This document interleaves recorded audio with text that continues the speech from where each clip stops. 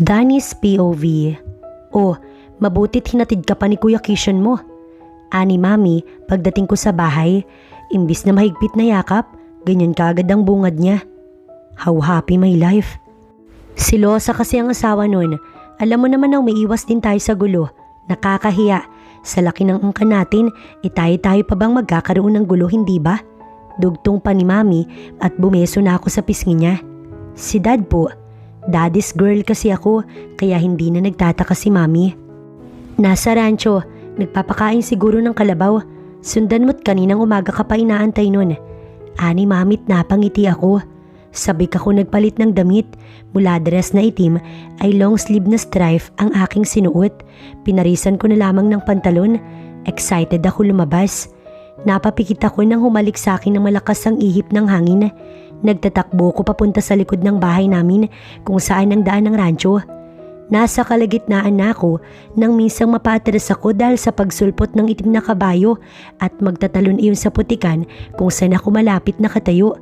Sa takot ko, kamuntikan na akong tumakbo. Mabuti na lamang at may lalaking sumulpot doon. Pinigil niya ang tali ng kabayo. Balot ng damit ang mukha niya. Sus, taga-bukid ka na nga ang arte pa. Takot mangitim. Iwingsad ko sa aking isip. Thunder, tumigil ka. Aniya sa kabayo matapos ay napalinga sa akin. Pasensya ka na. Natakot ka ba?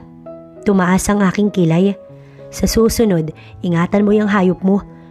Dapat ay alam mong isinop sila dahil responsibilidad mo sila. Sita ko sa kanya. Nakita kong kumurap ang malantik niyang pilik mata. Tss, inuuna pa kasi yung pagpapakyut kaysa sa trabaho niya. Inis na dagdag ko pa. Oo, pasensya na. May ginagawa kasi ako kaya hindi ko napansin. Mahinahong aniya pero inirapan ko lang siya. Naglakad ako muli. Malapit-lapit lang naman ang kubo ni Daddy. Ilang minuto pa nang makadinig ako ng bulong-bulungan. Hindi ko naman po siya kilala, Tito. Nagsusungit bigla. Anang pamilyar na tinig. Nako, baka hindi ka nakilala. Alam mo naman, iba na mga kabataan ngayon. Wala nang sinisino. Natitiyak kong si Daddy ang nagsasalita na yun. Ngunit sino naman kaya ang kausap niya? Daddy! Malakas kong saad, tsaka ako patakbong lumapit sa kubo nang mapatigil ako dahil may kasama si Daddy. Isang gwapong lalaki, moreno ang kulay nito at maskulado, parang Italian model. Oh, nandyan ka na pala. Nakangiting ani Daddy, tsaka ako inakbayan. Kamusta? Di ka ba napagod? Aniya sa akin, pero ang mata ko, hindi ko naialis sa lalaking gwapong narito. Oo nga pala, si Gianni. Siyang nag-aalaga ng katabing asyenda natin. Gianni, si Daniela. Anak ko, Danny na lang. Nakangiting pakilala ni Daddy sa akin. Inaasahan ko na alokin niya ako ng shake hand o di kaya'y kiss man lang, pero wala. Tinanguan niya lang ako. Napatingin ako sa humintong kabayo sa di kalayuan. Iyon yung kabayong nagtatantrums kanina. Pati na yung jacket na suot ng mama kanina. Huwag mong sabihin na... Hindi natapos ang pag-iisip ko nang biglaan na lamang itong magpaalam at madami pa daw gagawin. Pero kanina, dinig na dinig ko pa ang pakikipag-asara niya kay Daddy. Mahiyain talaga ang batang yun. Nakangiting sabi ni Daddy. Tumango na lang din ako at hindi na nagtanong pa. Ayoko naman kasi naisipin niyang interesado ko sa lalaking yun. Bakit pala sumunod ka dito? Alam mo namang medyo sensitive ang balat mo. Mamaya na-irritate yan sa mga dahon ng mais. Lumabi ako, tsaka ako mandong kay Daddy. Namiss ko po kayo. Si Mami kasi busy sa bahay, kaya tiyak hindi na naman niya ako kukwentuhan. Nagpapakyut na saad ko. Tumawa si Daddy na para bang hindi naniniwala. Palibhasa nga, Daddy's girl ako. Pinagawa ko ni Daddy ng mainit na kape. Dinala niya ako sa batis malapit sa kubo. Napakaganda dun at wala pa ding pagbabago. Ang sarap sanang maligo, Dad, kaso medyo pagod pa ako sa biyahe. Saad ko habang nakatingin kami sa magandang view ng lugar na yun, nahawak ang mainit na kape sa aking kamay. Sus, sabi sa akin ni Tados nasa kondo kanya for 2 months, kaya paano ka mapapagod sa biyahe? Tatawa-tawang saad ni Daddy. Napalabi ako, talagang ang lahi ng orkisa, hindi mo mapagtataguan. Well, maluwag naman kasi sila Mami at Daddy. Lalo na sa akin, 28 na ako at alam nilang gagawin ko naman ng tama kaysa sa mali. Kaya nga nung na-broken ako kay Santi, hinayaan lang nila ako. Hindi nila ako pinakailamanan kahit na kayang-kaya nilang gawan ng paraan yun. Lalo na ni Kishon. Pero syempre, gusto ko yung lalaking mamahalin ako't hindi yung dahil lang sa pinilit o tinakot. O, parang bagong tayo lang ang kubo na yun. Curious na saad ko nang makita ko ang kubo sa di kalayuan. Umuusok iyon. Oo, tinayo yun ni Gian para din may masilungan sila ni Mang Cesar. Madami din ang saka nila ni Mang Cesar, kaya kailangan din nila ng kubo. Nagkibit balikat na lang ako, yung Gian na naman na yun. Kinaumagahan, probinsyang datingan namin. Kakamulat pa lang ng mata ko, tilaok na ng manok ang aking nadidinig. Malayo naman kami sa asyenda, kaya katakatakang may manok sa amin. Bumangon ako mula sa kama at sumilip sa maliit kong bintana. Kaagad kong nasilayan si Kuya Tados, dala ang panabong niyang manok. Isipin mo, ang isang CEO na katulad niya, marunong din palang magsabong. Umikot ang mata ko at akmang tatalikod na nang mamataan ko ang pulang sasakyan na Ranger. Sakay si Gianni, suot ang long sleeve niyang stripe pero bukas sa mga botones nun, dahilan para masilayan ko ang magandang hulma ng katawan niya. Nakagat ko ang aking labi. Hindi ko alam kung bakit sumilay sa labi ko ang ngiti. Matagal-tagal din ako nakasilip sa bintana, kaya kahit pagbaba ni Gian sa sasakyan ay nasaksihan ko. Napasinghap pa nga ako kasabay ng pagtakbo palayo sa bintana nang tumingala siya sa gawi ko. Abot-abot ang hinga ko dahil sa kaba. Ano naman kung mahuli ka niya? Sino ba siya? Naiinis na sambit ko sa aking sarili. Maya-maya ay sunod-sunod na may kumatok sa pinto. Dani, iha, pinapatawag ka ng daddy mo sa baba. Wika ni Manang Eva. Nahawakan ko ang dibdib ko. Ang lakas ng kabog. Bakit parang teenager naman kung kabahan ako? Napangiwi ako sa sarili kong naisip. Sinigurado kong maayos ang itsura ko bago ako naglakad pababa. Inabutan kong nagkakape sila sa labas. Hi Danny. Magiliw kung batiin ako ni Kuya Tados. Napatingin ako kay Gian pero hindi man lang ako tinapunan nito ng tingin kaya namuuna naman ang inis sa akin. Tara tito, tignan natin saglit yung sinasabi ko sa inyo. Maya-maya ay saad ni Kuya Tados. Abala si Mami sa garden niya kaya ang ending, naiwan kami ni Gianni sa teres. Nag-coffee ka na? Napatingin ako sa kanya. Hindi siya nakatingin sa akin. Baka sungitan mo na naman ako kaya hindi ko napagtatangka ang tignan ka. Hindi ako nagkakape. Nadinig ko ang pagbungisngis niya.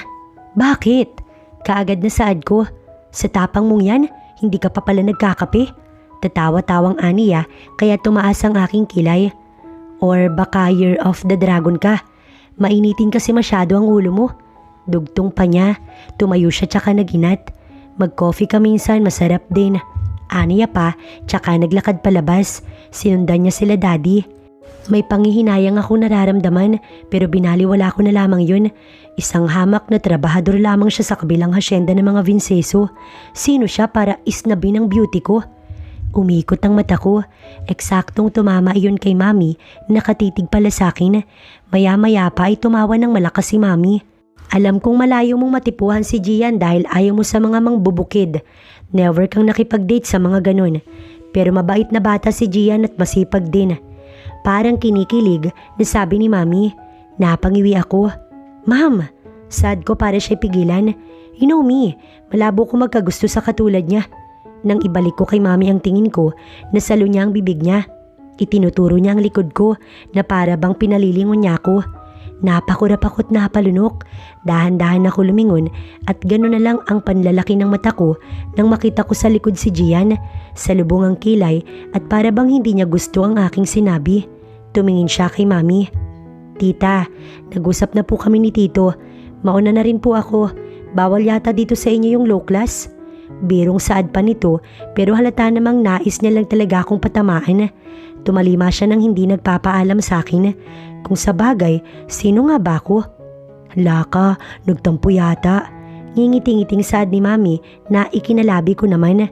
Mabait ang batang yun. Ayaw na ayaw talaga nun na nag-underestimate ng tao. Ma'am, hindi ko naman po gusto pang madinig niya ang mga bagay na yun. Napalabi ako. Tumawa si Mami na para namang kinikilig. Gwapo no? Sayang, napagtampo mo. O, anong inunguso-nguso niyan? Ani daddy nang makabalik siya sa teres. Tumawa si Mami at nagbabadya na naman ang labi niya na magsalita kaya kinagat ko ang labi ko para siya'y pigilan. Wala, gusto daw maglakad-lakad sa asyenda ng anak mo. Ani Mami. Nako, may lalakarin kami ni Tados. Di ko siya masasamahan. Ani Daddy, nakagat ko ang aking ibabang labi. Kahit ako na lang po. Saad ko tsaka akong umiti. Huwag kang lalayo Malakas ang agos ngayon sa ilog. Huwag ka nang lumabas sa rancho. Bili ni Daddy. Tumango naman ako. Inintay ko lang na makalabas sila ni Kuya Tados bago ako magpaalam kay Mami. Huwag kang magpapaabot ng tanghali. Hindi kita madadalhan ng pagkain. Dadalaw din ako sa shop natin. Tumango lang ako kay Mami. Sando at short na maong ang sinuot ko. Pinatungan ko lang ng long sleeve na denim tsaka ako naglakad papunta sa rancho. Dinaanan ko na naman ang malawak naming maisan. Binagalan ko pa nga ang lakad ko dahil baka biglang sumulpot si Gian. Pero wala. Lumabi ako sa kawalan ng pag-asang makahingi ng pasensya sa kanya. Lumiko ako sa daan kung saan ko nakita si Gian. Binagtas ko ang daan sa gitna ng maisa na yun. Hindi ko inalintana kahit pa may pangangati na akong nararamdaman. Paglagpas ko doon, natanaw ko ang kubo na itinuro ko kay Daddy kahapon. Akmang lalakad na ako nang may tricycle na huminto sa harap ko. Hello? Nakangising bati sa akin ng lalaki. Napaatras ako. Medyo maedad na siyang tignan o baka dahil sa bigote lang nito na nakapalibot sa muka. Bago ka lang dito? Ang mata niya ay napatingin sa hita ko kaya napaatras ako. May problema ba? Saad ng tinig mula sa likod ko kasabay ng pag-akbay sa akin. Nang lingunin ko ay si Gian yun. Wala. Tinatanong ko lang kung bago lang siya dito. Di ko kasi namumukaan. Anang lalaki tsaka muling pinaandar ang tricycle. Inalis niya ang braso niya na nasa balikat ko. Bakit ka nandito? Huwag kang basta-basta naglalakad dito nang walang kasama. Aniya tsaka naglakad. Gusto ko kasing pumunta sa kubo. Doon ang inyo. Turo niya sa kubo namin. Mali ang binabaybay mo. Umirap siya at halata pa din na naiinis siya. Tinalikuran niya akong muli tsaka naglakad pero humakbang pa din ako pasunod sa kanya. Ano bang kailangan mo? Hindi niya na naiwasan na pagtaasan ako ng boses. Gusto kong pumunta sa kubo niyo. Para ano? Para ayawan mo ulit ako? Para may iba ka na namang masabi sa akin? Ganun ba? Irap na aniya. Hindi ako sanay na tinataray-tarayan pero para bang umurong ang dila ko. Hindi ko naman sadya Tss! Lahat ng sinasabi dumadaan sa isip bago mabigkas. Kaya hindi ako maniniwala na hindi mo sadya. Bakas ang inis sa kanyang tinig. Nagpatuloy pa din ako sa pagsunod sa kanya hanggang sa dumaan ng isang kariton. Mang Cesar! Ani Gian, sumakay na kayo. Aba, sino ba itong binibining kasama mo? Akmang sasagot na ako nang magsalita si Gian. Prinsesa ng mga orkisa. Naipit ko ang labi ko sa hiya. Aba, ikaw na ba si Daniela, iha? Anang matanda sa akin kaya tumango ako sa kanya. O siya, tara sa kubo at dun tayo magkwentuhan. Umikot ang mata ni Gian tsaka inialok ang kamay sa akin para alalayan ako paakyat pero hindi ko yun tinanggap. Kahit hirap na ako, mag-isa akong umakyat. Tignan mo talaga ang attitude nito. Bubulong-bulong na sabi ni Gian sa gilid ko pero hindi ko siya pinansin. Naupo lang ako sa sulok. Umiling si Gian na para bang pawala na ang kanyang pasensya. Pagkarating sa kubo nila, napahanga ako. Maliit lang yun pero puno na mga maliliit na prutas sa paligid. Nakaagaw kaagad sa pansin ko ang dalagang naroon. Medyo wavy ang buhok niya at morena ang balat pero maganda. Kaya siguro nagsusungit siya sa akin dahil may nag-aantay sa kanya dito. Naipit ko ang aking labi. Ngumiti yung babae dahilan para lumitaw ang hukay sa pisngi. Gian! Sabik na saad ng babae. Akmang tatakbo siya palapit kay Gian nang mapahinto din dahil sa nakita niya ako. May bisita ka pala. Biglang nawala ang ngiti niya sa labi. Dahlia, nakaluto ka na ba? Ani Mang Cesar. Opo itay, narito po yung champorado na hiling ni Gian. Ngumisi siyang muli. Napakaganda niya. Pero syempre mas maganda ako. Hindi ako papayag na may mas gaganda pa sa akin. Prinsesa ako ng mga orkisa. Sabi yun ni Gian. Bumaba si Gian sa kariton. Akala ko'y aalalayan niya ako pero inirapan niya lang ako. Napalabi ako at lakas loob na tumalon. Di pa man ako nakakatalon. Tumayo na si Gian sa harap ko. Ako na lang kaya ang bumali ng paa mo. Tinutukoy niya iyong pagtalon ko. Naipit ko ang labi ko nang hawakan niyang maliit na bewang ko para alalayan. Halika, pasok ka. Baka maghanap ka ng golden spoon dito. Wala kami nun. Bukid to ha. Ramdam ko ang pagiging sarkastiko sa tinig niya. Napalabi ako. Talagang nainis siya sa sinabi ko kanina. Napatingin ako sa picture frame na nakasabit sa gilid ng kubo. Lalaki yun na nakasakay sa itim na kabayo. Nang sundan niya kung saan ako nakatingin, tinalikod niya ang picture na yun. Inilihis ni Gian ng long sleeve na suot niya na ngayon ay nakasara na di tulad kanina na open yun at parang ipinagmamalaki ang abs sa tiyan niya. Napatingin ako sa mga kamao niya na parang kayang sakupin ng mukha ko sa laki. May mga ugat doon at napakalinis. Parang hindi naman kamay nang magbubukid. Saad ko sa aking isip. Nang mabalik ako ay nakatingin siya sa akin. Huwag kang mag-isip ng kung ano. Malinis lang ako sa katawan. Walang ganang aniya. Mukhang kumalma na siya kaysa kanina. Masarap ang pagkakatimpla ng champurado na yun. Sa totoo lang ay ito pa lang ang unang beses na nakatikim ako nito. Maya-maya pa may pumaradang kotse sa kubo. Lumabas ang medyo maedad ng babae na naka-uniforme ng pang-maid. Sir, hinahanap po kayo ni Miss Marie. Napatingin sa akin si Gian na parang inaalam kung may ideya ako sa mga nangyayari. Noon ko lang nasundan, tinawag nitong Sir si Gian. Tumayo siya. Maiwan mo na kita dito. Umuwi ka na lang kung gusto mo. Aniya sa akin at napakurap ako. Tumingin siya sa dalagang naroon. Mauna na muna ako. Tipid siyang umiti. Binilisan ko na lang ang aking pagkain. Wala na akong pakailam kung hindi ko ma-enjoy ang pagkain na yun.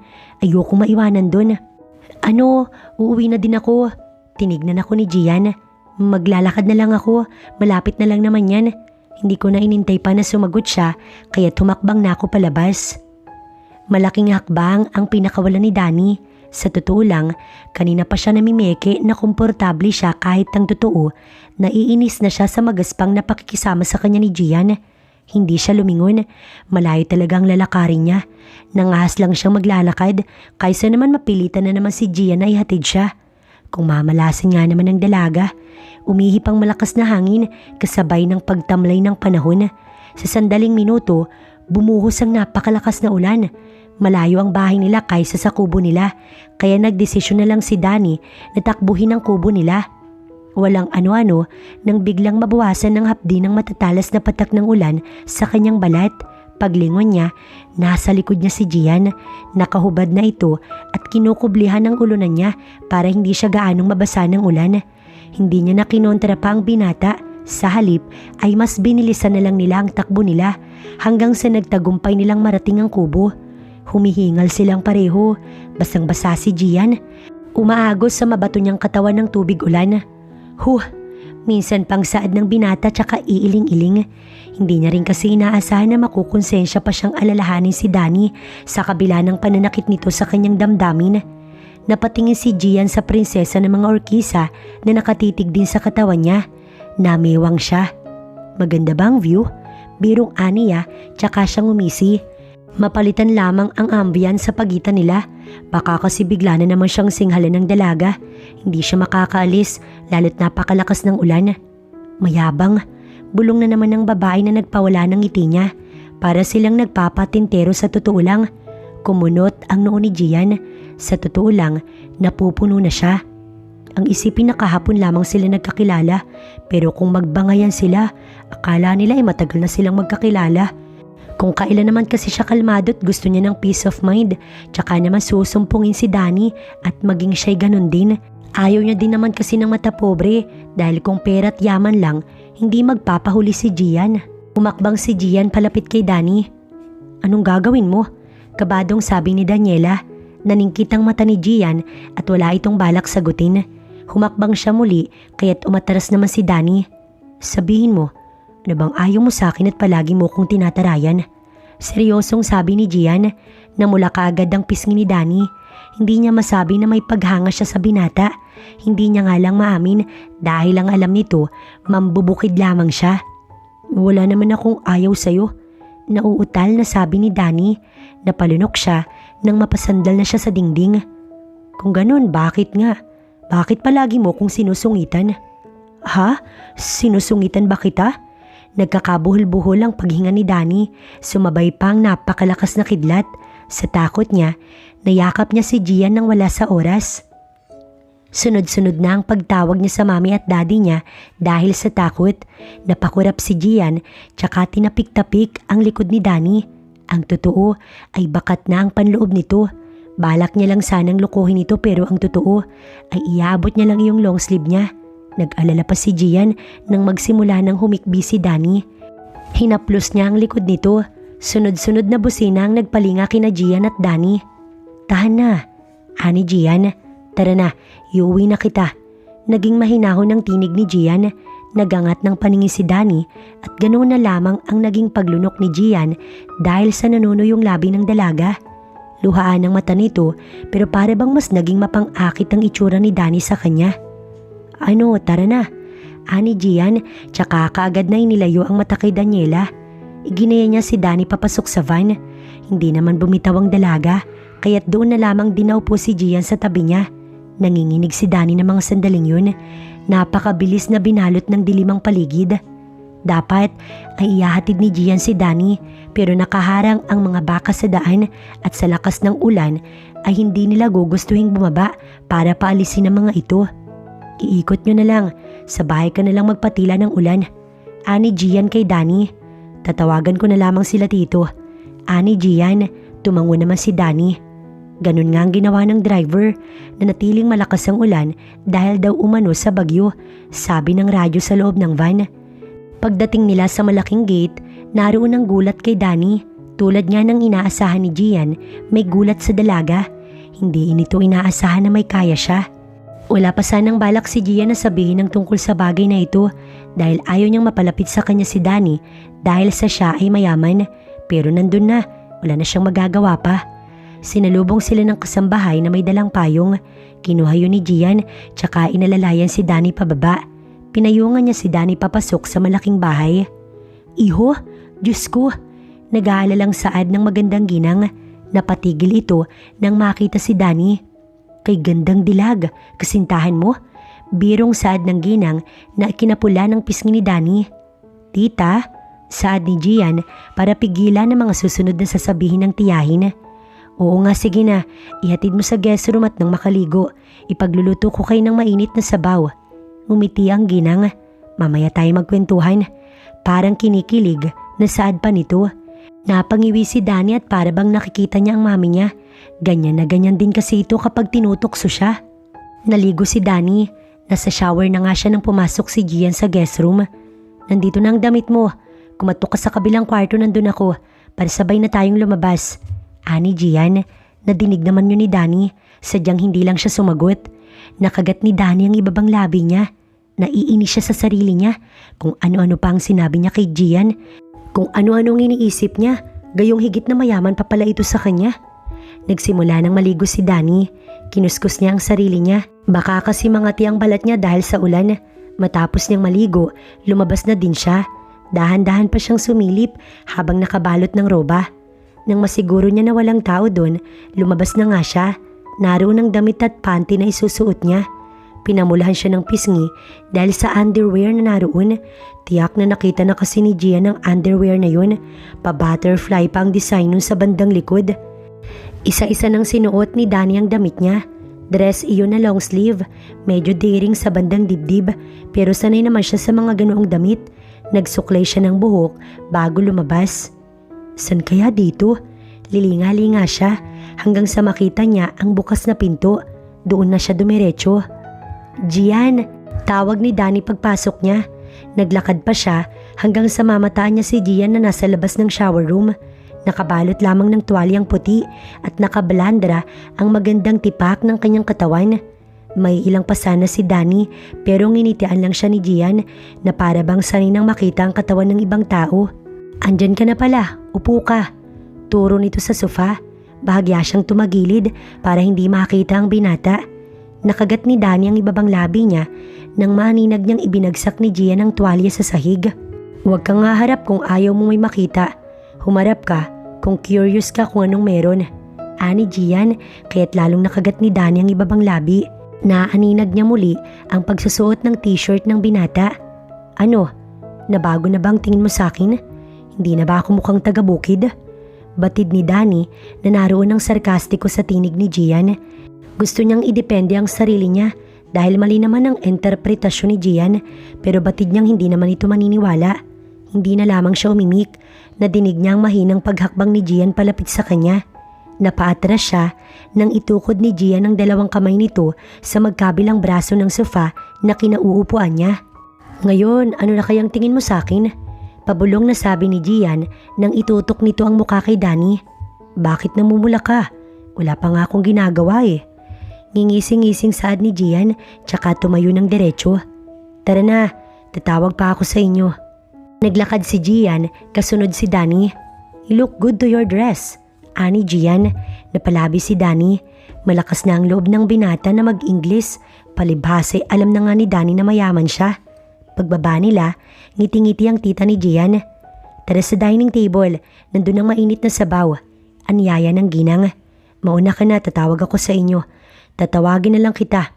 Saad ni Gian, tumango si Danny. Sumunod siya sa ginang, tsaka naupo sa mesa. Naiilang siya dahil titig na titig ito sa kanya. "How was it? Masarap ba?" Anang ginang kay Danny. "Opo, masarap po." Nag-aalang ang sabi ni Danny. "GF ka ba ng pamangkin ko?" Usyosong aniya habang nakangiti, kaya nahiya si Danny. Magsasalita pa sana ang ginang nang dumating si Gian. "Mukhang dito ka magpapalipas ng gabi." Ani Gian, tsaka naupo sa tabi ni Danny. Nasalo ng ginang ang ilalim ng mukha niya na para bang cute na cute sa dalawa. "Bagay na bagay kayo." Nagpapantasya na sabi ng ginang. Hindi siya pinansin ni Gian, sa halip humigop ito ng mainit na sabaw. "Anong dito kung magpapalipas ng gabi?" Naguguluhang ani Danny. Na-stranded sila tito at Tado sa daan. Bumaha daw sa tulay. Si tita naman nagloloko yung makina ng sasakyan. Paliwanag ni Gian. "Paano na ako niyan?" Nawawalan ng pag-asang sabi ni Danny. Tinignan siya ni Gian. Bakit? Maano ka ba sa bahay namin? Kung tutusin, safe ka pa nga't kasama mo ko eh." Ngungusong-ngusong saad ni Gian. Kung ikaw na lang kaya ang maghatid sa akin." Nagliwanag ang mukha ni Danny dahil sa kanyang ideya.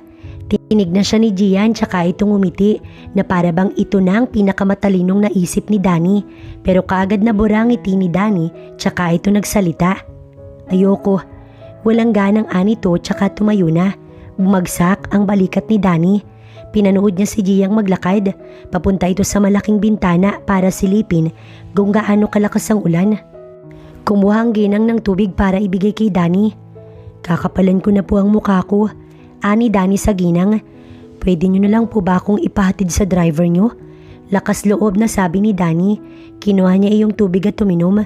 "Naku iha, nakita mo naman ang sagot ng pamangkin ko. Tiyak na hindi ka rin naman niya papayagang makalabas. Baka ako pang mapagalitan nun." "Pero bakit po?" Ani Danny, pero napasinghap siya nang may braso na biglang lumitaw sa kanyang gilid. Kinuha ng braso na yun ang baso na iniinuman niya. Si Gian ang nagmamay-ari ng braso na yun. Uminom ito sa lugar kung saan din siya uminom. Saktong-sakto, parang sinukat. "Dahil madulas ang daan, hindi mo naman siguro planong mamatay ng maaga. Pangarap mo pang makapag-asawa ng CEO, hindi ba?" Kaya na naman ang biro ni Gian. "Sakto, hindi ba't CEO ka din?" Singit ng tita ni Gian na ikinasama nito ng tingin. Wala na, booking na talaga ang binata.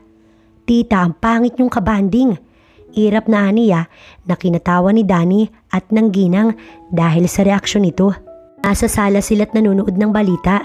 Sige pa din ang pang-aasar nila kay Gian dahil nga pamisterious pa ito kay Danny. Naputo lang pagbibiruan nila nang may kumatok sa pinto. "Sino naman kaya yan? Kasagsagan ng ulan ah." Ani Gian, tsaka naglakad para pagbuksan yun. Pagbukas niya ay si Dahlia. Nakapayong ito pero medyo basa na. "Dahlia, pasok ka." Ani Gian, napatingin ng dalaga kay Danny na naroon sa sofa't nakatingin din sa kanila. Hindi. Paalis na rin kasi ako. Heto, naiwan mo kasi." Ani Dahlia, tsaka ibinigay ang kwintas na naiwan ni Gian sa kubo. Muling pinasadahan ng tingin ni Dahlia si Danny, tsaka ito yumuko at nagpaalam na din. Batang-batang yun talagang sumugod pa dito para lang ibigay yan. Iiling-iling na sabi ng tita ni Gian. Talagang patay na patay. Hindi na nito na ituloy ang sasabihin nang makita ang masamang tingin ni Gian. Oo, sabi ko nga, aakyat na ako. Ngiwing saad ng ginang. May gusto pala sa iyo ang babae na yun. Kuha ng atensyon ni Danny. Tss, itatanggi mo? Inosenteng putol ni Danny kay Gian. Bakit mo sa akin itinatanong? Nababasa ko ba ang damdamin niya? Bakit di mo kaya itanong kung gusto kita? Baka sakaling masagot kita. Irap na saad ni Gian na nagpakurap naman kay Danny. Itinuon na lamang niyang mata sa TV. Saktong kising sinang naroon at kanina pa pala tapos ang balita. Nang ibalik ni Danny ang mata niya kay Gian, nakatingin din pala ito sa kanya. Matulog ka na pagkatapos mo dyan. Ihahatid kita bukas na bukas. Tumalima si Gian pero huminto din makalipas ang 3 hakbang. Good night, sweet dreams. Bulong niya tsaka naglakad paakyat. Ngumisi si Danny at naroon ang panghihinayang. Nang antukin siya, umakyat na rin siya. Kinaumagahan, hindi na nag-almusal si Danny. Maaga ding gumising si Gian kaya saktong-sakto lang ang tiyempo ni Danny.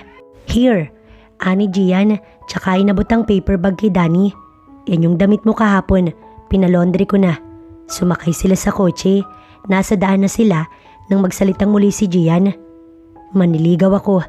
Napatingin si Danny sa kanya. Hindi ako mangbubukid, kundi CEO. Pasado na ba ako? Look, hindi naman kasi ganun yun eh. Kaagad na sabi ni Danny. Mali ka ng pagkakaintindi. Tinutokso ko ni Mami sa'yo. Dahil nga taga-bukid ako kaya ayaw mo. Sigunda ni Gian, napaikot ang mata ni Danny. Patapusin mo nga muna kasi ako. Ngumiti si Gian. Naaliw siya sa pangaasar sa dalaga. Ngayon ay naiintindihan niya na. Nagsusungit-sungitan ito kapag naiinis na. Ayokong tuksuhin ako ni Mami sa'yo. Dahil gusto mo na ako? Dugtong ni Gian. Natigilan si Danny. Nang lumingon siya, ngiti-ngiti ang binata. Tama ba yun? Nanunuksong saad pa niya. Ha? Hindi ah. Iniwas kaagad ni Danny ang mata niya pero napasinghap siya nang ihinto ni Gian ang kotse. Hoy, bakit mo hininto? Ani Danny pero nginisihan lamang siya ni Gian. Bakit ka kinakabahan? Bakit ka namumula kung talagang hindi mo ko gusto? Ani Gian, unti-unti, dahan-dahan ang paglapit niya hanggang sa naitukod na ni Gian ang isang kamay niya sa salamin ng bintana. Hoy, tinatakot mo ba ako? Sisigaw ako dito. Parang maiiyak ng saad ni Danny pero hindi nagpatinag ang binata. Tutok na tutok si Danny sa kanya. Mas lumapit pa si Gian hanggang sa 1 pulgada na lang ang pagitan nila. Napapikit si Danny at inaantay na magdikit ang labi nila. Pero sa halip na halikang maramdaman niya ay ang paghinga ni Gian sa kanyang tenga. Nasa tapat na tayo ng bahay niyo.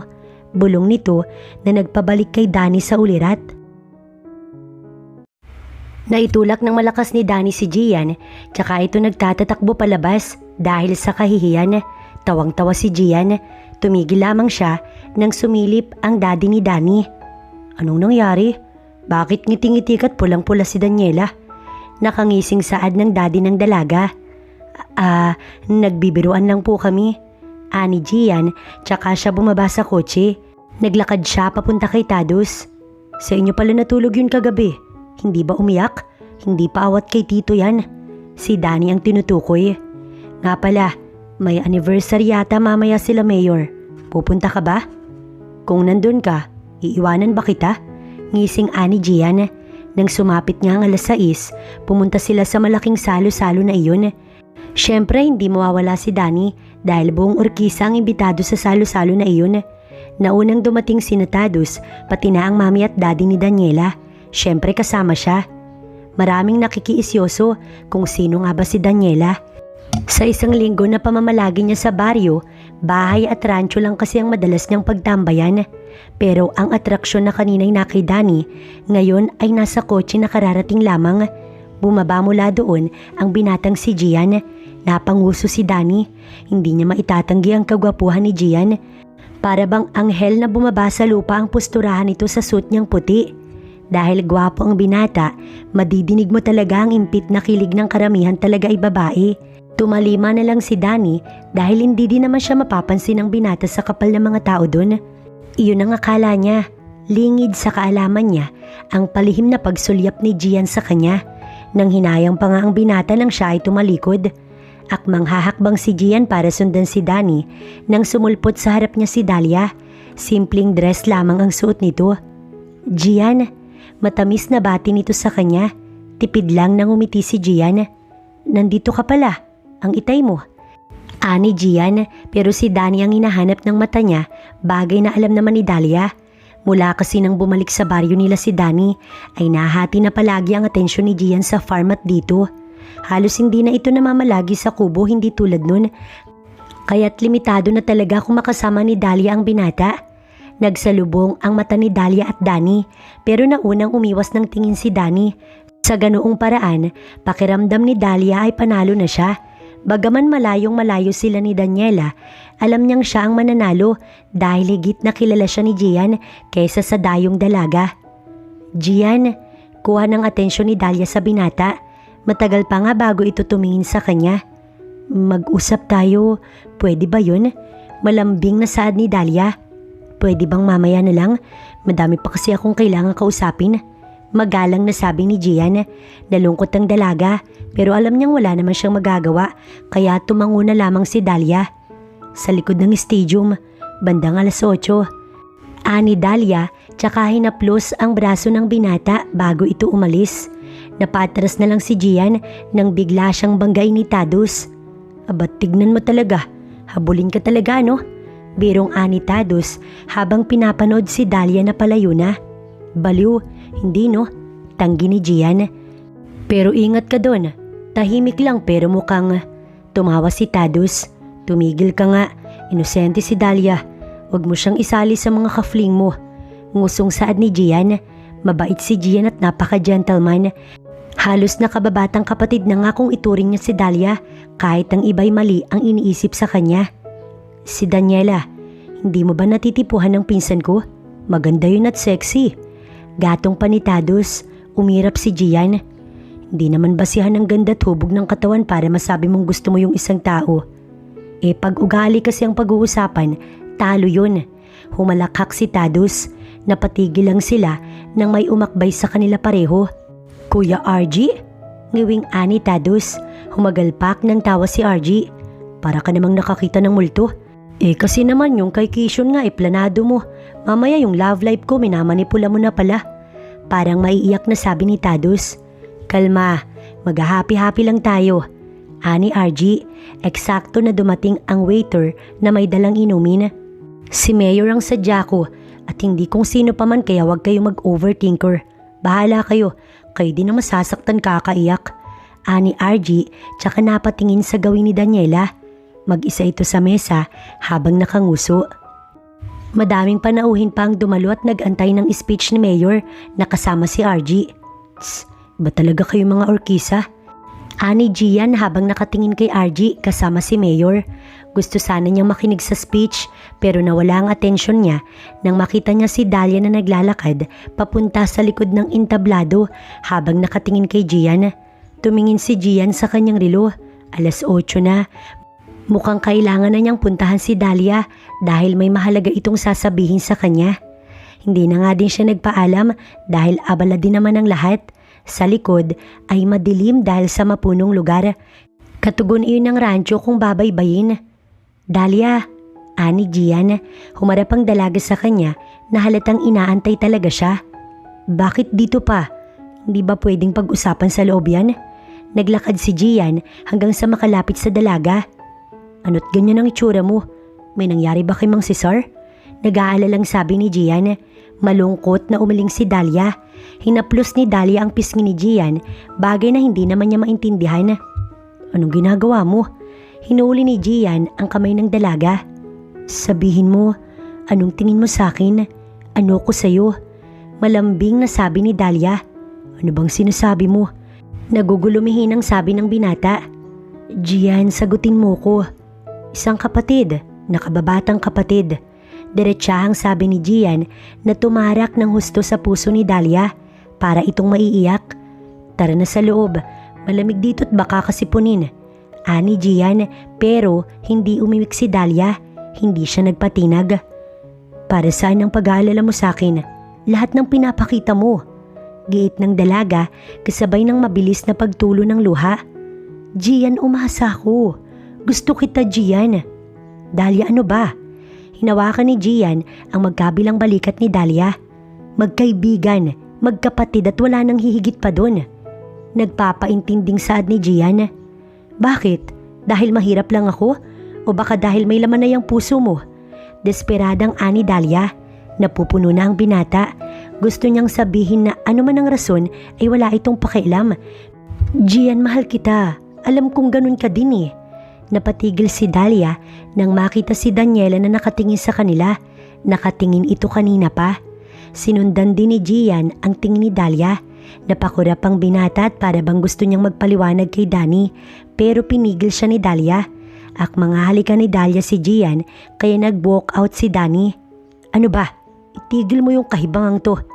Ani Gian, pero lalo lang umiyak si Dahlia. Gian, maawa ka sa akin. Gusto kita noon pa man.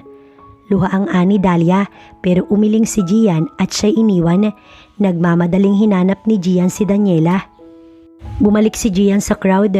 Hinanap niya si Tadus pero obviously wala itong alam dahil abala sa pakikipag-usap sa mga babaeng nandun. Kung may alam kasi ito ay tsak na sinuntok na siya. Napalinga si Gian kay RG na nakangisi sa kanya habang umiinom ng alak. May kung anong kaba na naramdaman si Gian dito.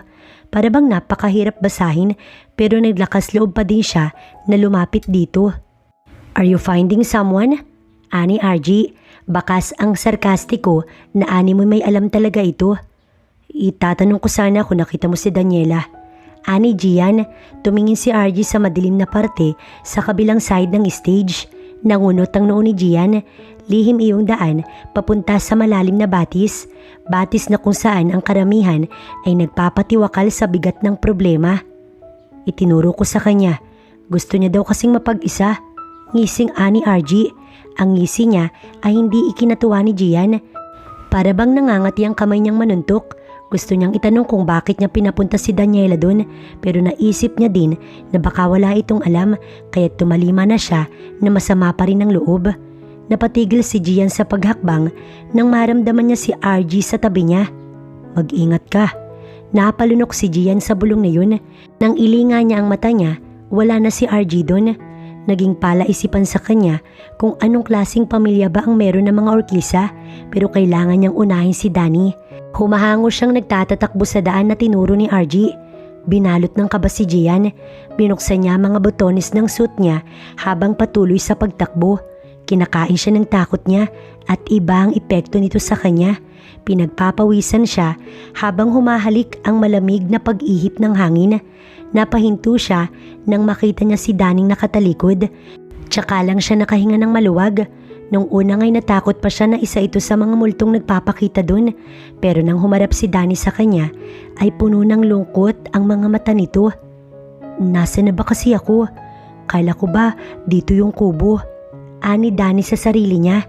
Hindi pa niya gaanong napapansin ng binata kaya tuloy pa ang pag-e-emote niya habang kinakausap ang sarili.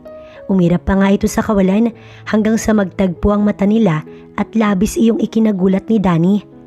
Sa kabila yun, kamuntik nang mapatalon sa gulat si Danny nang makita niya si Gian. Napaatras siya nang humakbang si Gian palapit sa kanya. Bakit ka nandito? Naiilang na sabi ni Daniela.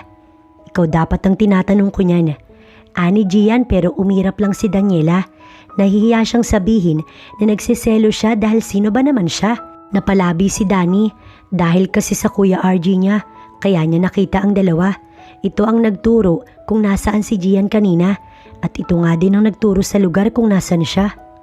Akmang magsasalita si Danny nang higitin ni Gian ang kamay niya. Ano ba, bitawan mo nga ako? No, dadalhin kita. Di ba sabi mo gusto mong pumunta sa kubo? Matigas na sabi ni Gian. Hindi, babalik na lang ako. Bitiwan mo ko. Ani Danny, pero hindi nakinig si Gian. Dahil sa pag-e-emote mo, ang layo na ng narating mo. Ani Gian, lumiko sila sa shortcut. Kaunting lakad na lang, naroon na sila nang bawiin ni Danny ang kamay niya. Sabi ko, bitiwan mo ko. May ibang nag-aantay sa'yo. Bumalik ka na doon.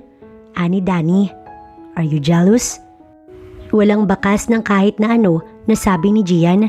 Ako? Bakit ako magsiselos? Sino ka ba? Irap na saad ni Danny pero napasinghap siya nang hawakan ni Gian ng ilalim ng mukha niya tsaka ipinako ang tingin sa kanya. Liar, sa nakikita ko sa mukha mo, alam na alam ko na kung kailan ka nagsasabi ng totoo at hindi. Namumula ang pisngi mo. Kinikilig ka ngayon, hindi ba? Itatanggi pa nga sana iyon ni Danny pero hinapit ni Gian ang bewang niya palapit kasabay nun nang halikan nito ang labi ni Daniela. Nanlaki ang mata ng dalaga sa gulat, lingid sa kaalaman nila na naroon sa kakahuyan si Dahlia at sila ay sinundan. Mag-isang dinadama ang pighati at sakit na nasasaksihan niya. Naitulak ni Danny si Gian pero hindi kakikitaan ng pagsisisi ang reaksyon nito. Wala akong ibang gusto. Huwag mo kong ipagtulakan sa iba. Bakit ugaling-ugali mo mang ganyan? Na ano? Nangahalik ng walang paalam. Giit ni Danny pero nginisihan lang siya ni Gian. O di magpapaalam ako, hahalik ako. Aniya, tsaka ulit hinila ang batok ni Danny para mahalikan. Matagal din bago muling pakawalan ng labi ni Danny. Hindi ka ba nahihiya? Baka may makakita sa atin dito. Namumulang sabi ni Danny. Umiti na naman si Gian. Nagpapakipot ka pa ya. Feeling ko hindi lang kiss ang gusto mo. Tara, itatago kita. Tatawa-tawang sabi ni Gian tsaka hinila si Danny. Kahit anong tanggi nito, wala nang nagawa pa dahil hindi siya pinakinggan ni Gian. Ano bang gagawin mo sa akin? Harassment na to ah. Saad ni Danny pero nilingon lang siya ni Gian tsaka nginitian. Gusto ko magpaliwanag sa iyo ng maayos. Ayoko nang magtatampo ka sa akin ng dahil sa pag-aakala na hindi naman totoo. Bakit? Bakit kailangan mo pang magpaliwanag? Hindi na mahalaga yun. Babalik na ako sa ibang bansa. Saktong huminto si Gian sa paghakbang ay naroon na sila sa kubo. What did you say? Hindi makapaniwalang saad ni Gian. For what? Dahil dyan sa selos mo kaya kaalis? No, hindi ako papayag. Liligawan kita. Naintindihan mo? Sinserong saad ni Gian. Abat, hindi na nakaapila si Danny nang madinig niya na ang sunod-sunod na pagtawag sa kanya ng daddy niya. Ano't narito kayo? Sa lubong ang kilay na saad ng daddy ni Danny. Naroon si Dahlia na siyang nagturo kung sila ay nasaan. Masama ang tingin nito kay Danny. Sinundan ni Gian yung anak niyong matampuhin. Lahat sila ay napatingin kay RG na naroon pala sa likod nila ni Dahlia. Nagkatampuhan kasi kami. Dagdag pa nito, napakurap naman si Danny. Lumapit si RG sa pinsan tsaka ito inakbayan.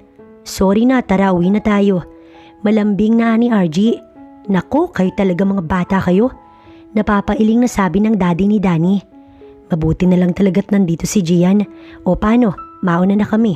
Tinapik ng Ginoo ang balikat ni Gian bago ito umalis. Naiwan si Dahlia at Gian dun. Talagang siya ang gusto mo, no?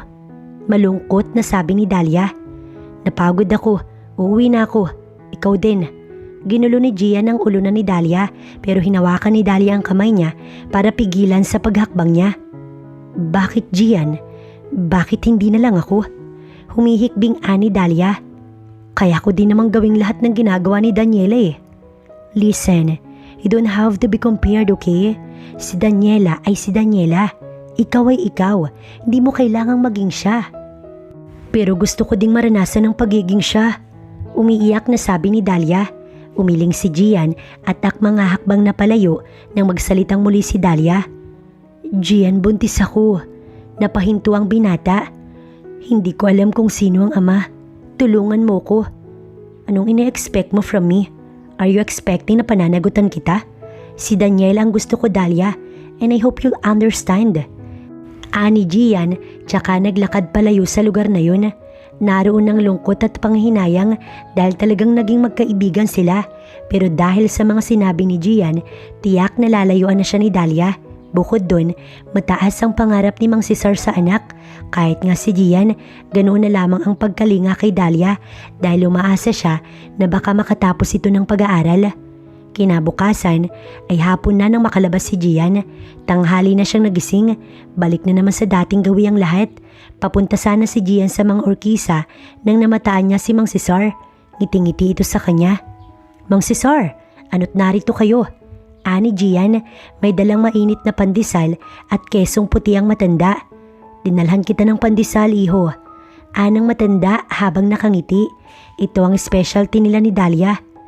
Ilang linggo na lang ay aanihin na ang maisan. Saad pa ng matanda. Oo nga po, kamusta po pala si Dahlia? Maayos ba siya? Maya-maya ay saad ni Gian tsaka sumandal sa kotse. Maayos naman iho, nakakatuwa nga't hindi mo siya pinababayaan. Ngumiti si Gian. Ano pa nga po ba yung aasahan nyo? Alam nyo naman na pong matagal na kami magkakilala ni Dahlia.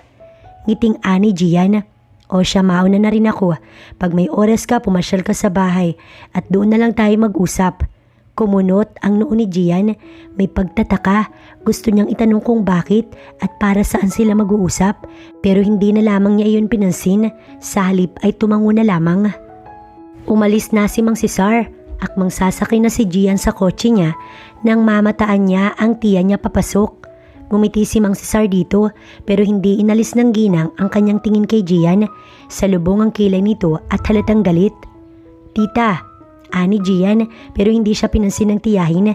Sinundan niya ito para itanong kung anong problema. Tiya? Ani Gian tsaka hinawakan ng braso ng tiyahin pero kaagad nitong itinapon ang kamay niya. Tinignan siya nito ng masama. Huwag mo kong kausapin. Baka sanggalit dito. Bakit nga po kayo nagkakaganyan? Ani Gian, pero malakas na sampal ang ibinungad ng tiyahin. Hindi ba sinabi ko na sa'yo kung magnunobya ka sa magandang paraan? Salubong ang kilay na saad ng ginang. Akala ko nga mataas ang standards mo, kaya hanggang ngayon binata ka pa din. Hindi ako namimili, Gian. Buhay mo yan eh. Sino ba ako? Ako lang naman ang nagpalaki sa'yo. Parang maiiyak na saad ng ginang. Sa akin ka lang naman ibinili nila kuya. Emosyonal na nito pa. Ang gusto ko lang, baka naman pwedeng ingatan mo naman ang reputasyon na meron siya sa lugar na to. Saad pa ng tita ni Gian hanggang sa bumuhos na ang luha nito. Teka nga po muna, di ko po kayo maintindihan eh. Ani Gian, naupo ang tiya niya sa sofa at talagang mabigat ang dinadala sa loob. Hinarang ako nila ising sa palengke. Tinatanong kung anong klaseng pagpapalaki ba ang ginawa ko sa iyo.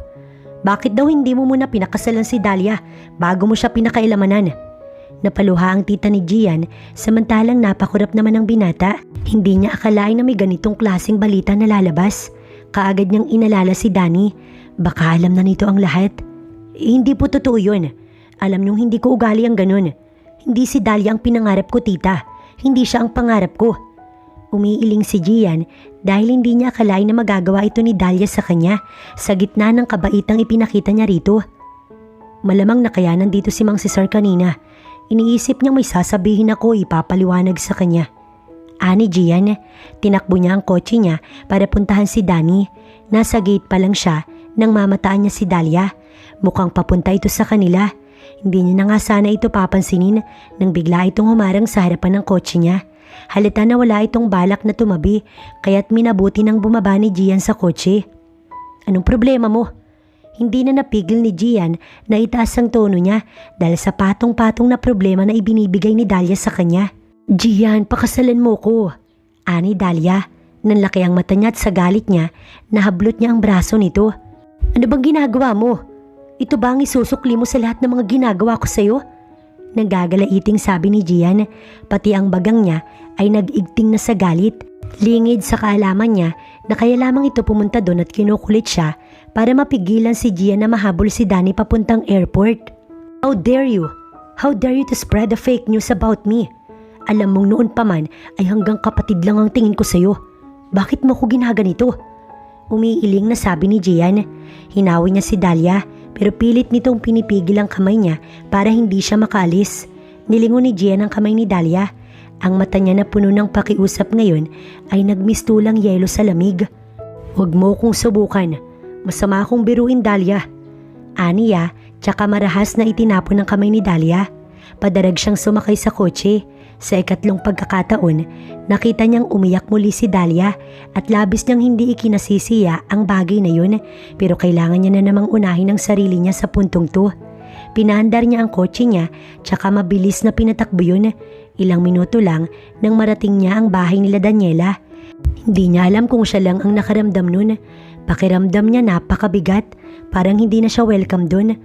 Wala na ang siglat maliwalas na tanawin o baka dahil alam lang na may hindi magandang pagkakaunawaan ng bawat isa.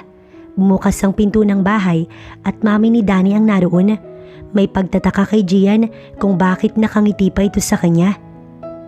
Wala pa kaya silang alam na itanong ni Gian sa sarili. Nandyan ka pala.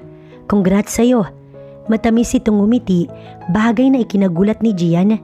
Ipagagawa kita ng kape. Hindi tita. Ani Gian. Congrats po saan? Napakurap din ng ginang na para bang tinatanong nito kung para saan ang tanong ni Gian. Maya-maya pa'y tumawa ang ginang. Sa baby. Parang kinikilig na nito. Hindi mo nagustuhan ng anak ko dahil sa attitude niya, tama? Pero ayos na din, at least okay kayo ni Dahlia. May paghihinayang pang saad nito.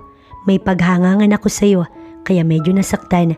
O siya, pagtitimpla muna kita ng kape habang nag-aantay ka kila tito mo. Hinatid nila si RG pa Italy kasama si Danny. Na mga sandaling yun, para bang gumuho ang lahat kay Gian.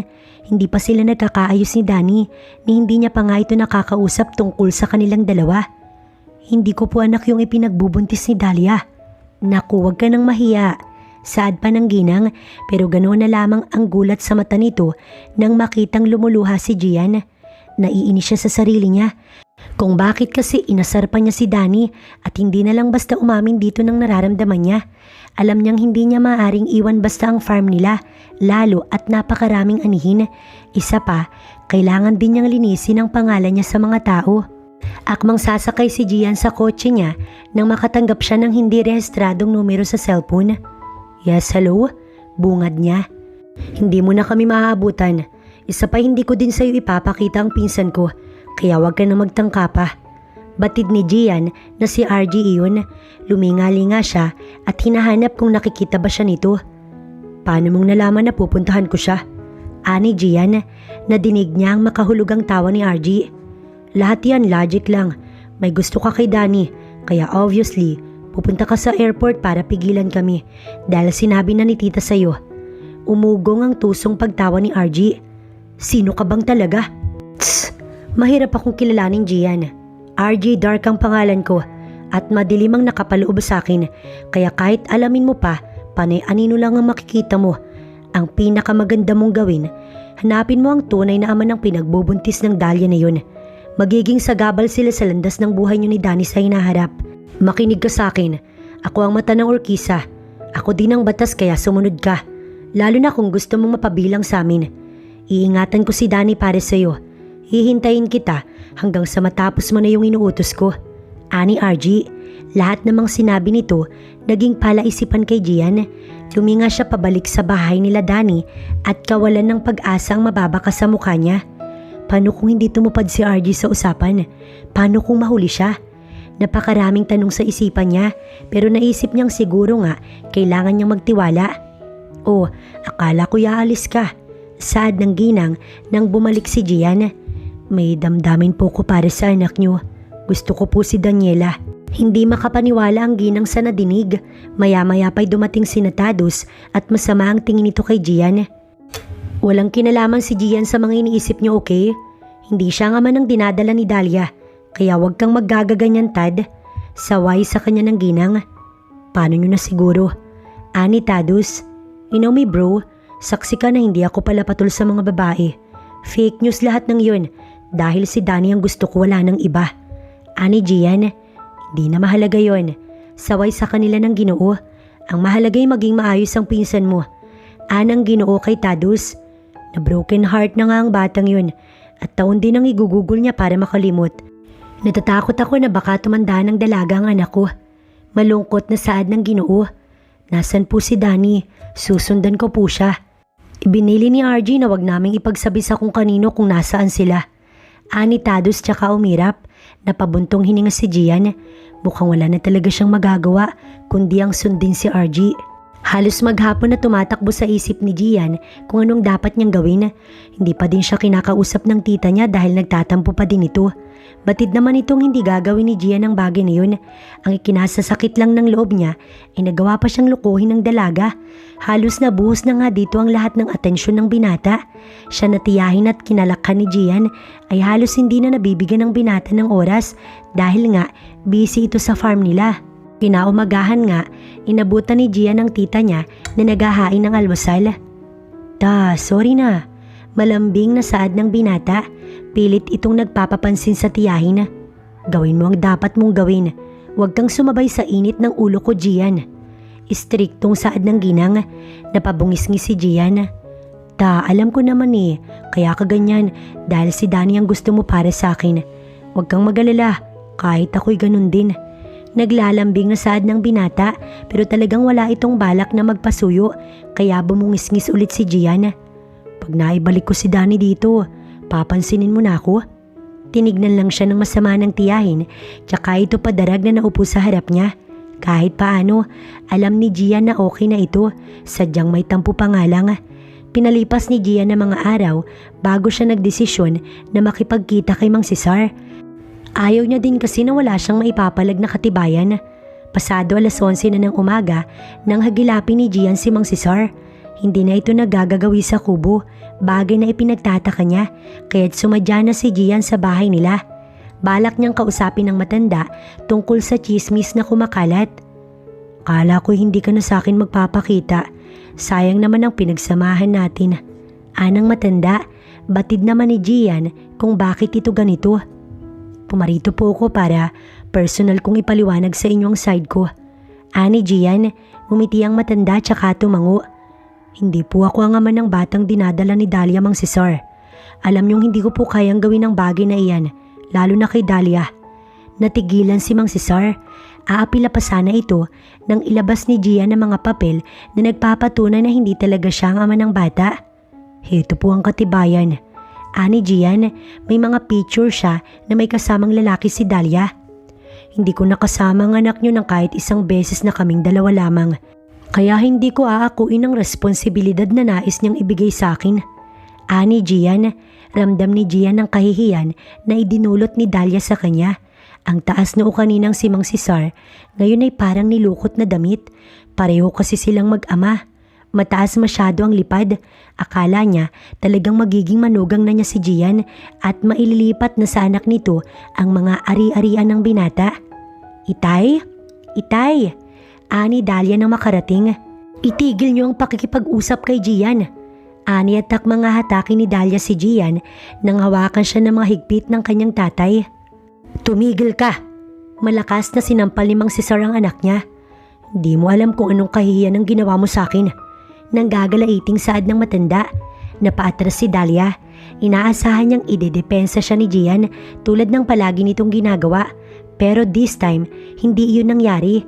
Inilayo ni Gian ang mata niya kay Dahlia. Pumasok ka sa loob. Kakausapin kita mamaya. Ani Mang Cesar. Hindi pa nga sana makikinig si Dahlia nang samaan siya ng tingin ng itay niya. Sa totoo lang, nahihiya ako dahil sumadya ka pa dito. Ani Mang Cesar. Kaya nga pumunta ako dun kahapon dahil baka may nais kang sabihin. Ipagpaumanhin mo yung kapangasan ng anak ko. Ani Mang Cesar. Isa pa, may nais din akong sabihin. Ani Gian, tumingin si Mang Cesar dito. Putulin ko na po ang ugnayan natin kapag natapos na ang huling anihin. Ani Gian. Gian, alam mong wala kaming ibang pagkukunan. Nakikiusap na saad ng matanda. Hindi ko kayo pababayaan. Bibigyan ko kayo ng pangsimula oras na malinis ni Dahlia ang pangalan ko sa baryo. Maraming salamat po sa pinagsamahan natin. Ani Gian, tsaka naglakad habang bagsak ang balikat. Nandoon ang awat panghihinayang pero kailangan iyong gawin ni Gian. Kung minsan pala kailangan mo ding maging selfish para hindi nila abusuhin ang kabaitan mo. At iyon ang natutunan ni Gian sa pangyayaring iyon sa buhay niya. Pag uwi ni Gian ay nasa sofa ang kanyang tita. Naglakad siya papunta sa tiyahin. Bala ko umalis dito. Hahanapin ko po si Danny matapos ang anihan. Ani Gian, tinignan siya ng tita niya. Nakausap ko na sila tita at tito. Pati na si Mang Cesar. Baka ibenta ko na lamang ibang lupa natin dahil titigil na ako sa pagfa-farm. Nalungkot ang ginang sa nadinig. Sa pulpa lamang nun, ito na ang kinamulatan ni Gian. Sa totoo lang, mas pinili nito na maging farmer kaysa maging CEO ng negosyo nila kaya't nalulungkot ang ginang sa desisyon ng kanyang pamangkin. Nakausap na din kasi niya mga magulang ni Danny at ipinagtapat na totoo ang sinasabi ni Gian na hindi niya talaga nagalaw si Dahlia. Kung yan ang desisyon mo, wala na akong magagawa. Palagi kang mag-iingat. Si Danny. Napatingin si Gian. Baka kasi sabihin nito kung nasan ang dalaga. Hindi ko alam kung nasan siya, pero hindi yun lalayo sa mga orkisa. Kung nasan sila, naroon lang din yun. Wika ng kanyang tita. Magpapahinga po muna ako. Ani Gian, tinapik pa nga ng ginang ang balikat niya tsaka itong umiti. Jerome, napalaki ko ng maayos ang anak mo. Bulong ng tita ni Gian patungkol sa namayapa na niyang kapatid habang nakatingin ito kay Gian na ngayon naglalakad paakyat sa hagdan. Ilang buwan na din ang lumipas mula nang umalis si Daniela. Madami siyang manliligaw na umaapila pero ni isa walang pumapasa sa kanya. Hindi niya alam pero talagang si Gian ang kanyang hinahanap. Tss, isang bakol na naman niyang mukha mo. Ani RG nang dalawi ng pinsan. Kahit nasa Italy sila, Tagalog pa din ito kung manalita. Ang totoo, ayaw naman talaga ni RG sa lugar na ito. Masyado lamang kasi siyang pinagkatiwalaan ng mga matatandang orkisa, kaya sa kanya pinaubaya ang lahat, tulad na lamang ni Daniela. Ang totoo, kalaban ng mga orkisa sa negosyo ang siyang nakabuntis kay Dalia. Hinikayat niya ang dalaga na magpabuntis sa binatang yun nang hindi kilala ang isa't isa. Gusto kasi ni Dalia si Gian, alam yun ni RG. Nagsinungaling si RG na tutulungan ng dalaga na makuha si Gian. Ito ay dahil gusto ni RG na mabago ang buhay ni Dalia. Lahat naman ay may malalim dahilan. Masyado lamang kasing nadadala ang mga tao sa bugso ng kanilang damdamin. Oras na mabuntis si Dalia, ipananakot ni RG sa karibal nilang iyon na hindi niya ipapakita ang anak, kaya't ang resulta, mangunguna pa din ang mga orkisa sa mga maimpluwensyang pamilya. Si Gian naman, mabibitawan ng kanyang farm dahil sa pagkahumaling kay Danny, kaya't makakabuti naman kay Dalia, oras na makilala siya ng nakabuntis sa kanya dahil mababago ang buhay nilang mag-ama. Yun nga lang, kailangan makaramdam ng sakit ni Danny dahil isip bata ito at kailangan talagang matuto. Tignan mo, ikaw nga ang nakatulala dyan eh. Reklamo ni Danny tsaka ngumuso. Maya-maya pa, tumunog ang cellphone niya. Mula ang tawag sa isang manliligaw ni Danny. Sasagutin niya na nga sana yun nang bigla ay yung habulutin ni RG. Hello? This is Dark Orkisa. Hindi na tumatanggap ng tawag ang pinsan ko. Huwag mo nang susubukan. Masama ako magbiro. Saad pa ni RG tsaka pinatay ang linya. What is that? Hindi makapaniwalang sabi ni Danny sa pinsan. O bakit? Hindi mo naman gusto ang tukmol na yun. Naglilibang ka lang hindi ba? Tss, mag-antay ka, parating na din yun. Ngising-ngisi si RG tsaka naupo sa sofa na nandun. Kinuha niya ang ballpen na nandun sa maliit na mesa na wari sinusuri. Pinalagyan mo ng ink to, no? Ani RG, napalingon si Danny. May tapon ba? Binilin kong wag niyang mantsahan yan eh. Ani Danny, yung assistant niya ang tinutukoy. Isa ng CEO si Danny sa kumpanya ni Kishon. Pinsan din nila. Wala, pero hindi na tulad ng dati.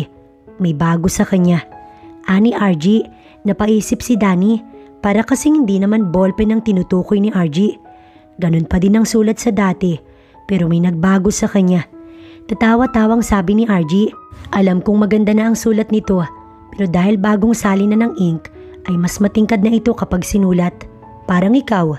Totoo nga ang nasa isip ni Danny. Siya ang ballpen at ang ugali niya ang ink na sinasabi na malaki na talagang pinagbago niya. Sabihin mo, kung hahanapin ka ba ni Gian? Oo. Yun kaagad ang sagot ni Danny, kaya nangiti si RG. Kung ganun, wala na akong gampanin sa'yo. Ikaw na lang ang tatahak ng daang lalakaran mo. See you. Ani RG, tsaka ibinaba ang ballpen sa mesa. Lumakad pa ng mabilis sa mga araw. Mukhang makapangyarihan talagang salita ni RG. Ni isa, walang nangulit kay Danny, bagay na ipinagpapasalamat niya naman. Naging tahimik kasi ang pananghalian niya dahil walang naguunahan na samahan siya sa table, walang nagmamadaling mag-abot sa kanya ng flower, at higit sa lahat, walang mga pagkain na nagpila sa harapan niya. Napapangiti na lang si Danny kapag sumasagi sa alaala niya ang mga pangyayari na iyon, pero sa hindi inaasahang pagkakataon, napaisip siya kung ano nga ba ang kalagayan ni Gian, kung may asawa na ba ito. Hindi niya kasi ito pinakibalitaan mula nang sabihin ni RG na hindi naman siya ang ama ng dinadala ni Dalia. Hindi niya nga in-expect ang bagay na yun. Nagkausap na din kasi sila ni Dalia nung bago siya umalis. Nagmakaawa ito na iwanan niya si Gian at layuan ito dahil mahal na mahal daw nito umano ang binata. Sino ba naman siya? Isa lamang siyang dayo para ipilit ang sarili niya sa lugar na iyon. Kaya't pumayag na din siya, lalo nang malaman niyang buntis si Dahlia at ang peking pakulo nito na si Gian ng ama. Naputol ang pag-iisip niya nang may magbaba ng bulaklak sa kanyang mesa. Buong akala niya talaga, batas si RG sa bansang yun, ngunit may hindi pa pala takot sa kanya at mukhang ito ang pupukaw ng interes niya dahil hindi ito natakot kay RG. Nakangisi si Danny nang mag-angat ng tingin para makita kung sino ang lalaki na iyon, pero kaagad ding nabura ang ngiti niya. Pansin kong malalim ang iniisip mo. Sana naman kasama ako dyan. Masuyong saad ng lalaki. Gian? Hindi makapaniwalang sabi ni Danny. Hindi niya akalain na ngayon niya ito makikita. Inaasahan niya naman na magkikita pa sila, pero hindi naman kasi nito inaasahan na ngayon mismo ito mangyayari. Naupo si Gian sa bakanting upuan sa harap ni Danny. Malaki ang pinagkaiba ng binata kumpara sa dati. Ang simple-simpleng si Gian nun ay may ahit na sa magkabilang side ng buhok. May hikaw na din ang tenga nito at lalong gumwapo. Ang tagal ko ding inikot ang bansang to. Nandito ka lang pala. Naipit ni Danny ang ibabang labi niya kasabay ng pamumula ng kanyang pisngi. Kinikilig ka?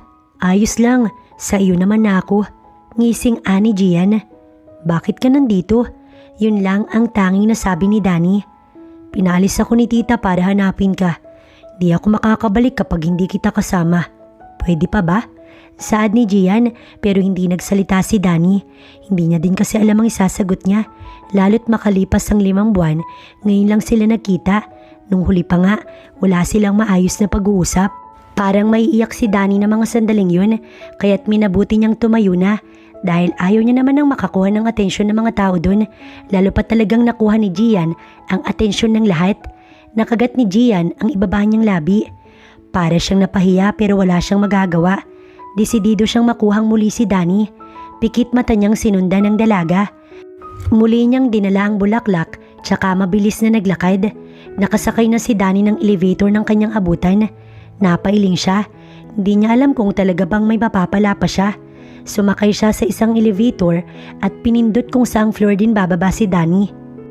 Nahuli na naman siya. Papasok na ang dalaga sa opisina nito nang makalabas siya ng elevator. Nakagat ni Gian ang labi niya. Baka kasi paglakan pa siya ng pinto ni Danny. Nakahinga siya nang mapihit niya ang doorknob. Inabutan niya si Danny na nakatanaw sa bintanang salamin habang yakap ang sarili. Marahan na humakbang si Gian. Ibinaba niya ang bulaklak sa mesa tsaka dahan-dahang ibinalot ang kanya mga bisig kay Danny. Mas sumigpit pa yun nang hindi niya maramdaman ang pagtutol ni Danny sa kanyang yakap. Late na ba ako? Masuyong ani Gian. Di na ba tayo pwede? Napalunok si Gian.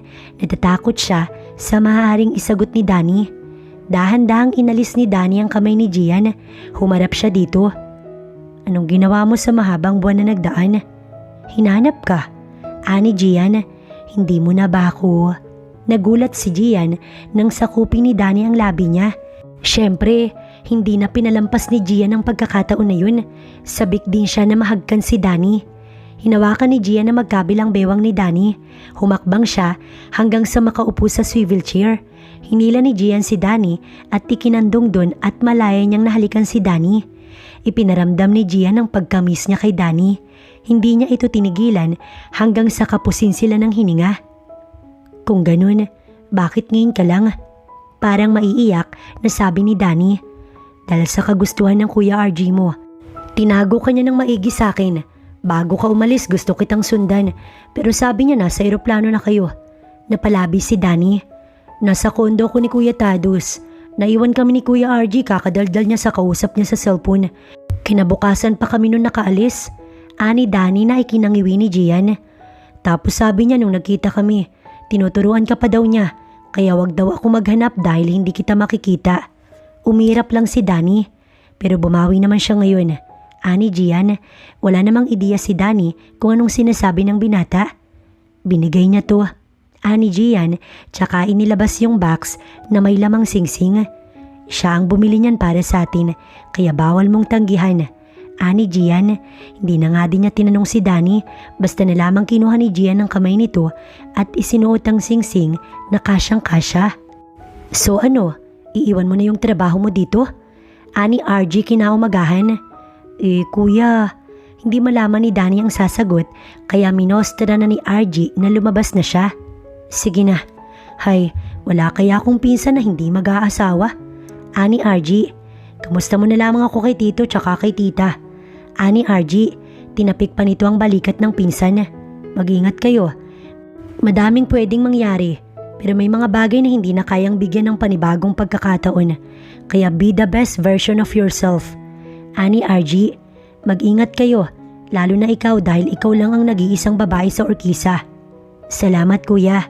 Nilabas ni RG ang 2 plane ticket. Ingat. Aniya, syempre nandun yung gulat dahil palagi na lang siyang meron ng mga kailangan niya. Ano pa kaya ang wala ka? Umiiling na sabi ni Danny. Lahat meron, isa lang wala, bawal eh. Tatawa-tawang saad ni RG. Maya-maya pa, bumukas ang pinto at pumasok si Gian. Hayaan na ang prinsipe mo. Ani RG, ingatan mo ah.